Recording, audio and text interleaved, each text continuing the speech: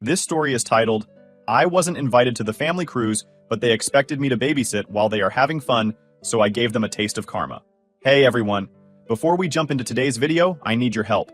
We've noticed the channel is losing some traction, and subscribing is one of the best ways you can support us. It's quick, free, and it helps us keep bringing you awesome content. Your support means the world. Let's keep this channel growing together. Thanks so much. Now let's start the video. Hey Reddit, what's up? I usually just scroll through posts wondering, how could a family do something like that? Well, turns out my own family decided to give me a story worth posting. This has been sitting in my chest like a weight for the past week, and I need some perspective. I'm 30, single, no kids, and now apparently the designated family doormat. Here's the backstory.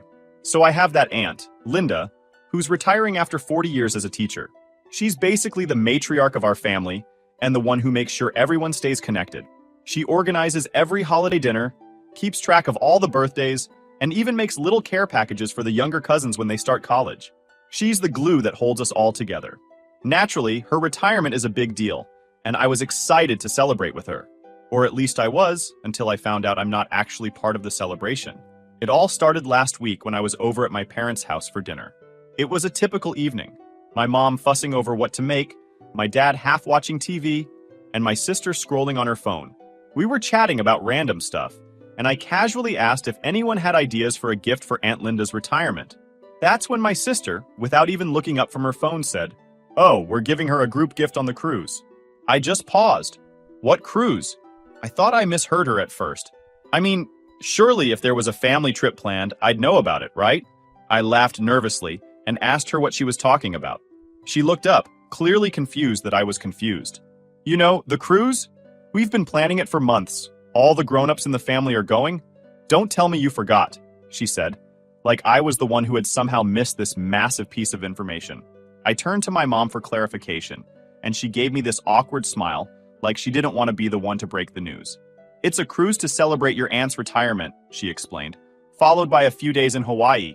At that moment, I felt like I was in some kind of weird prank show. Everyone else knew about this elaborate trip, and I was completely in the dark. I asked why I wasn't told, and my mom gave me a nervous little chuckle before saying, "Well, we thought you'd be more help staying back." Staying back? Help with what? My sister chimed in like it was the most obvious thing in the world. The kids. You're so good with them, and it just made sense for you to stay and babysit while we're gone. Babysit. They wanted me to babysit.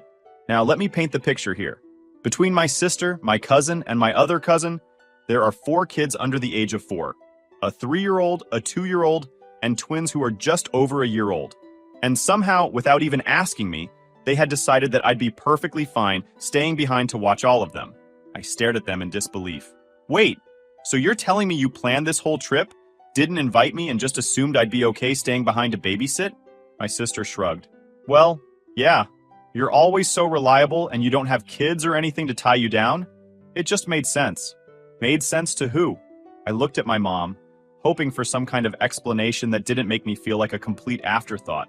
She gave me a weak smile and said, "We didn't mean to leave you out, honey. We just figured you'd understand. You've always been the responsible one." Responsible. That word felt like a slap in the face.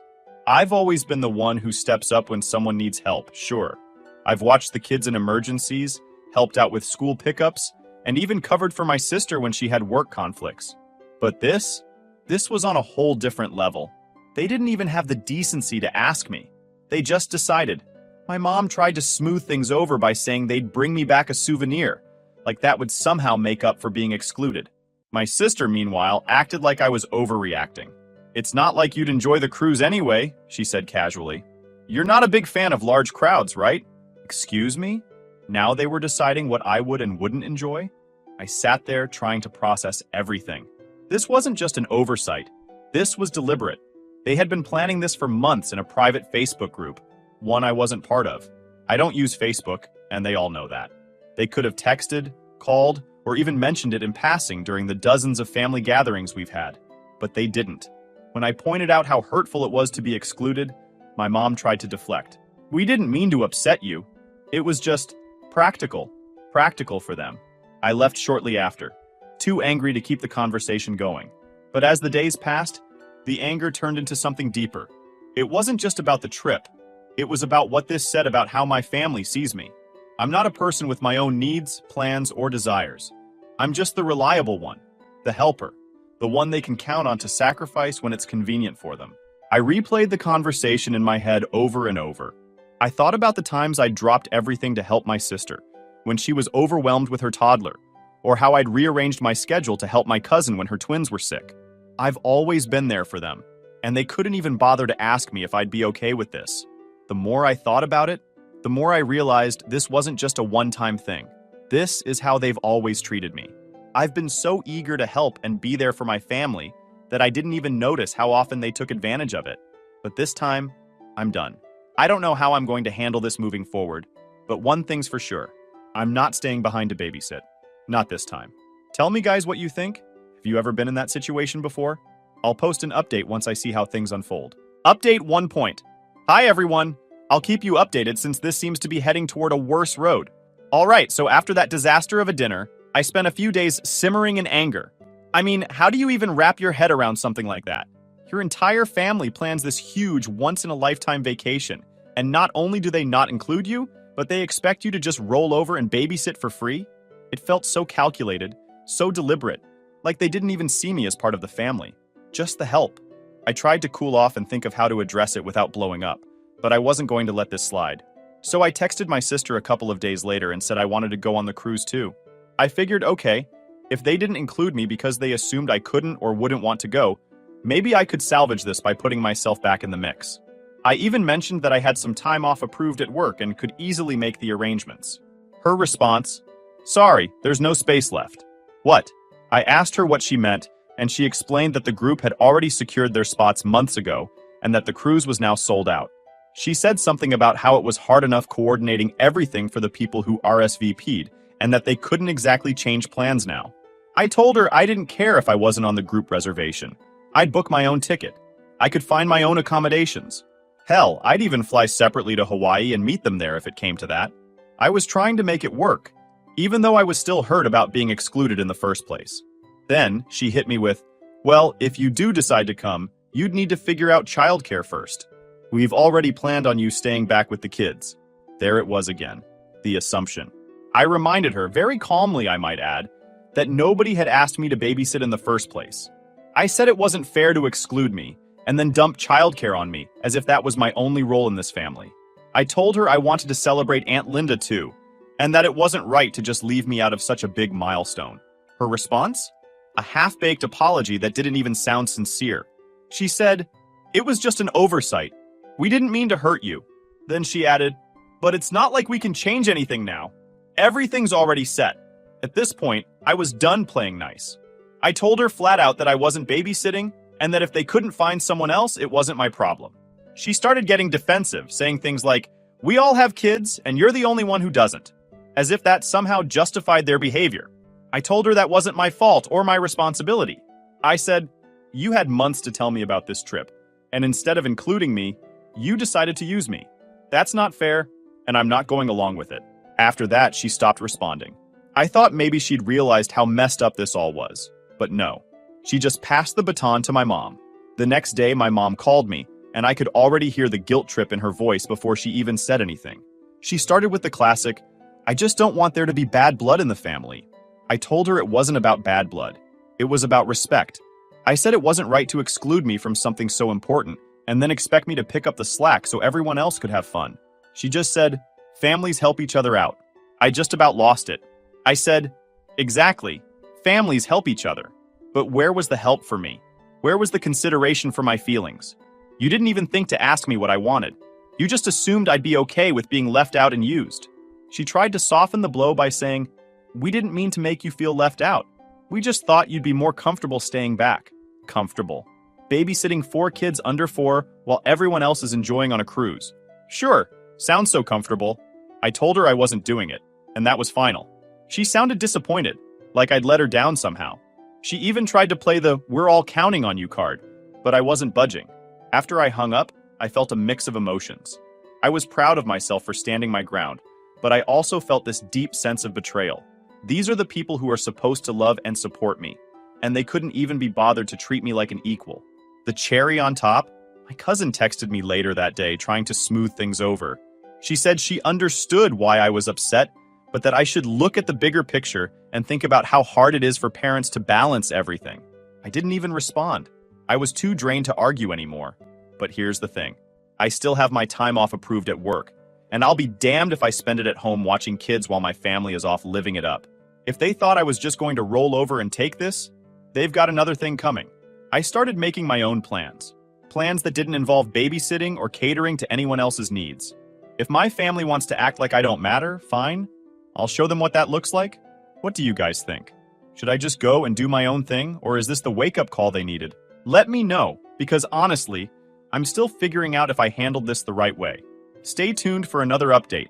Update 2: Hey again. So, after the whole fiasco with my family, I decided I wasn't going to let them ruin my time off. They wanted to act like I didn't exist? Fine. I could play that game too. If they were all busy having the time of their lives on a cruise, I'd make sure I wasn't sitting at home stewing about it. So, I started planning my own trip. At first, it was just to prove a point to myself, but I realized that I actually needed this. I couldn't remember the last time I took a vacation just for me. Every trip I'd been on in the past few years was either for work, a family obligation, or tagging along to help someone else out. This time, it was going to be different. I decided to head to the mountains. There's a small cabin rental I'd heard about from a coworker. Secluded, cozy, with amazing hiking trails and a hot tub overlooking a valley. It sounded like heaven. I booked it for a week and didn't tell anyone. The day before my family's big cruise departure, I packed up my car, turned my phone on silent, and left. I didn't say goodbye or let anyone know I wouldn't be available.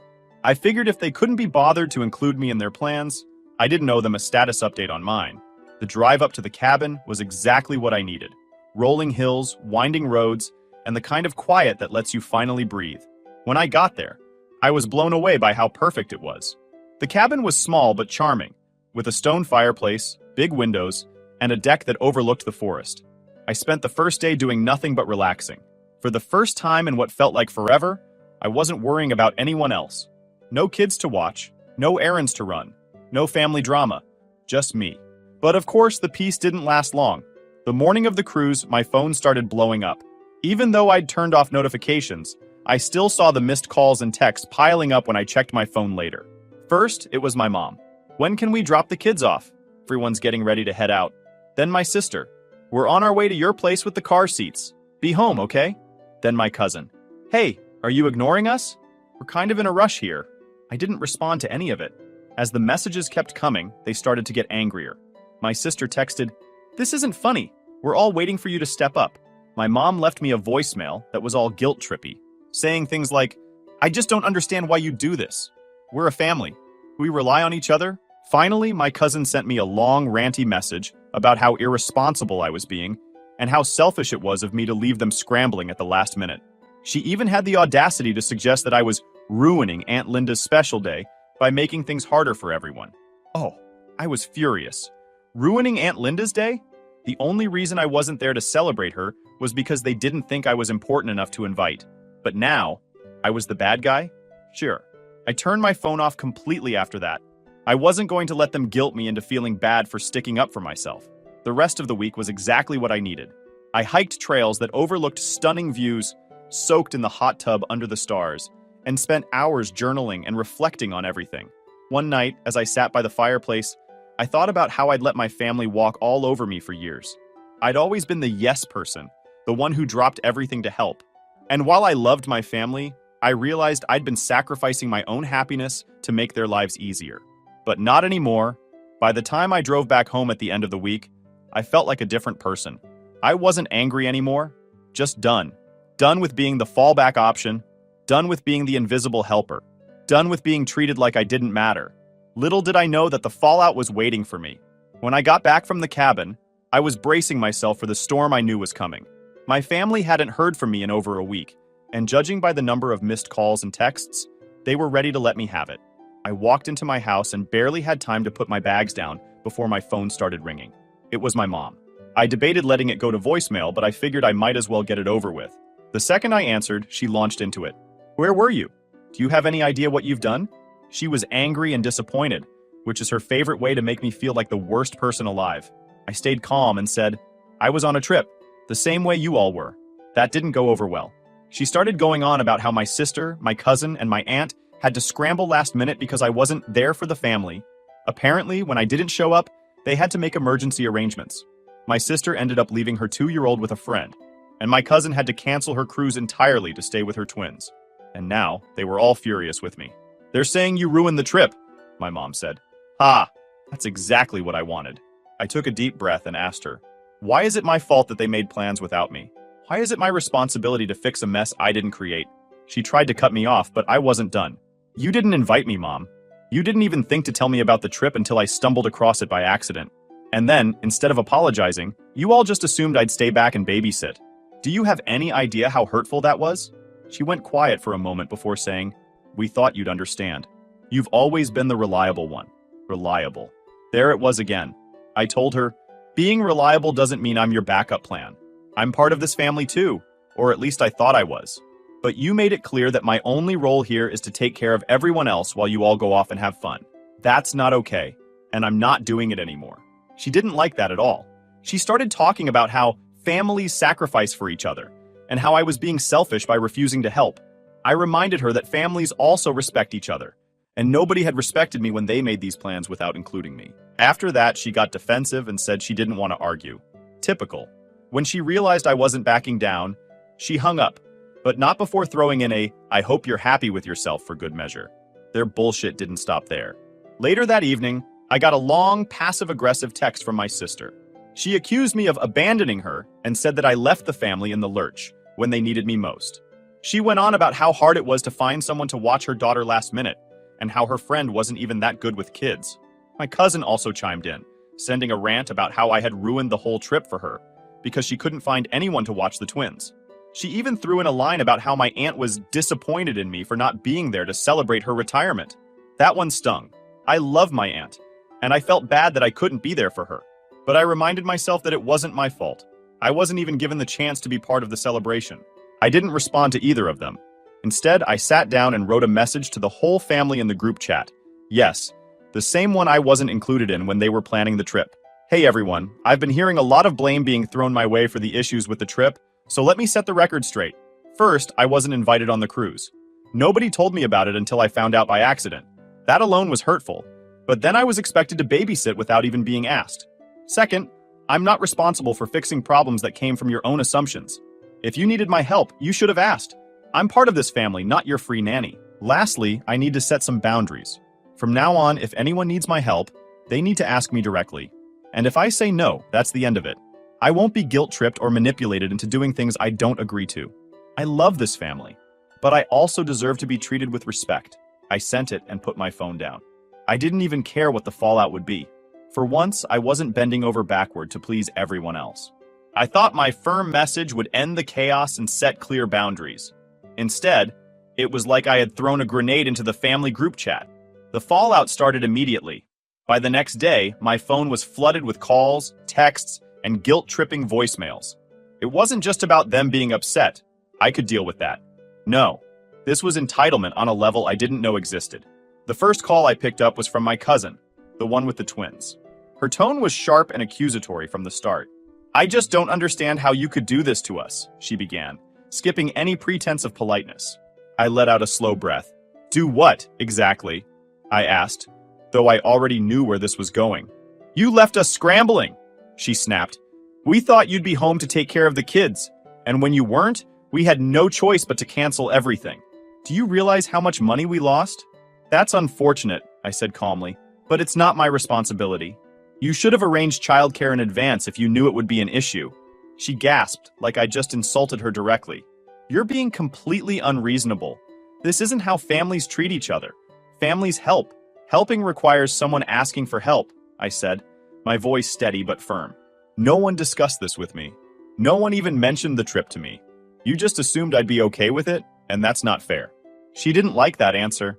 "It was an accident that no one told you," she argued, her voice dripping with exasperation.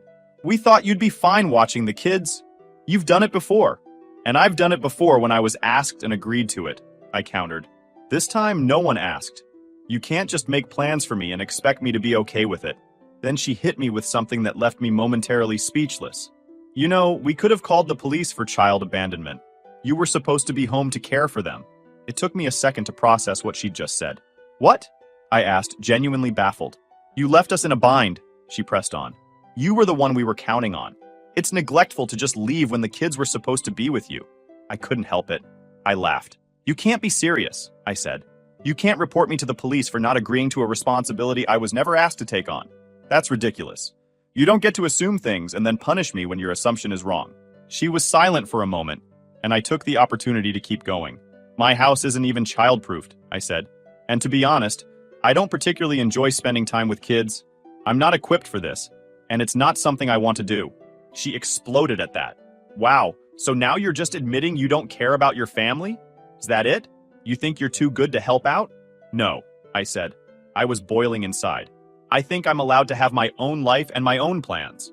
Just because I've helped in the past doesn't mean I'm obligated to sacrifice my time and energy whenever you feel like it. She hung up on me after that. But it didn't end there. My sister jumped in next, sending a furious string of texts accusing me of destroying the family dynamic and making Aunt Linda's retirement about me. She ranted about how selfish I was being and how I was letting everyone down. I didn't even bother replying to her. Then my mom called. Unlike my cousin, she wasn't angry. She was disappointed, which is somehow worse. Honey, she began, we're all just so hurt by what's happened. This isn't like you.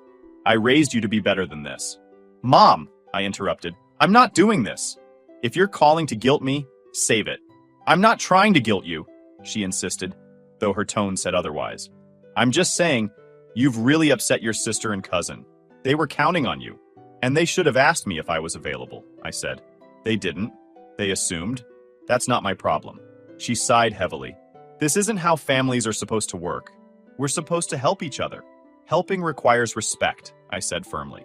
No one respected me enough to include me in the trip.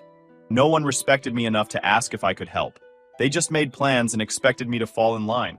That's not helping. That's being used. She didn't know how to respond to that. Instead, she switched tactics. Aunt Linda is so upset that this drama has overshadowed her celebration.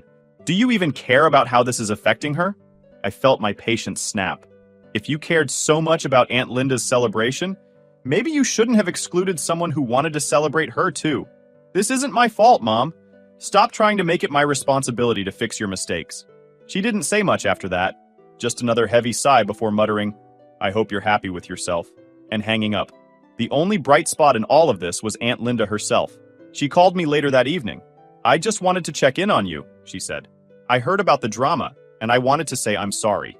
For what? I asked, genuinely surprised. For how the family has treated you, she said. I didn't realize you hadn't been included in the trip. If I'd known, I would have insisted you come. I hate that this has become such a mess. Her words meant more to me than I could say. I thanked her, and for the first time in days, I felt a little lighter. As for the rest of my family, I've been sitting here staring at my phone, wondering if I should just turn it off and walk away from all of it. Part of me thinks I should let them know exactly how I feel. Lay it all out so there's no confusion. But the other part of me is just so tired. Tired of the arguments, the guilt trips, the feeling that nothing I say will ever make a difference. Maybe it's time to just stop trying and let them figure things out without me. I don't know. What would you guys do? Let me know in the comments and I'll keep you updated. Final update. Hey everyone. Thanks for all your support. I came with a final update just to let you know my final decision. So, after the chaos of the past few days, it became painfully clear that my family wasn't going to change. No amount of explaining or boundary setting would make them see me as anything other than the reliable one, the person they could lean on, without ever considering my feelings or needs. I had hoped things might calm down after Aunt Linda's kind words and my firm message in the group chat, but that wasn't the case. My sister's vague Facebook posts about toxic family members continued, with comments like, "Some people forget what loyalty means," flooding in from her friends. My cousin was still sending passive-aggressive texts, though I stopped reading them after the first couple. Even my mom, who had shown a flicker of self-awareness during our last conversation, was back to guilt-tripping me every chance she got. It was exhausting. I found myself lying awake at night, replaying every argument, every accusation, and every moment when they tried to make me feel small. I kept asking myself, was this worth it? Could I keep putting up with this kind of treatment? The answer was no. For years, I had bent over backward to be the good daughter, the helpful sister, the reliable cousin. But what had that gotten me? exclusion, disrespect, and entitlement. I realized I couldn't keep pouring myself into people who only saw me as a convenience. It was time to cut ties. So I decided to call my mom. She was the hardest to confront because despite everything, I did still love her. But love wasn't enough to justify the way she treated me. When I called her, she answered on the first ring. "Oh, honey," she said, her voice already dripping with relief. "I'm so glad you called. Let's put all this behind us, okay? I don't want to fight anymore." "This isn't a fight, Mom," I said, keeping my voice calm but firm. "This is me telling you that I need space. A lot of it." "What does that mean?" she asked. "It means I can't keep doing this," I said. "I love you, but I can't be part of a family that doesn't respect me.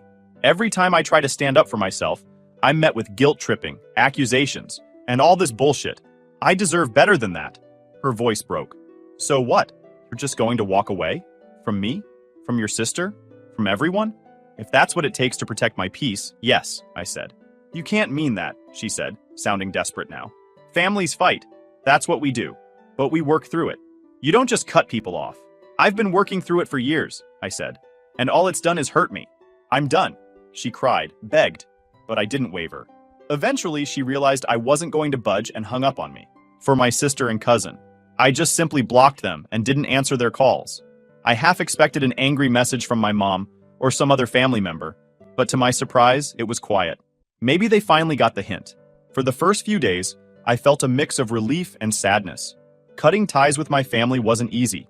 These were people I had grown up with, celebrated holidays with, and leaned on during tough times. But at the same time, I realized most of those memories were one-sided. I had given so much of myself to them, but they had rarely given anything back.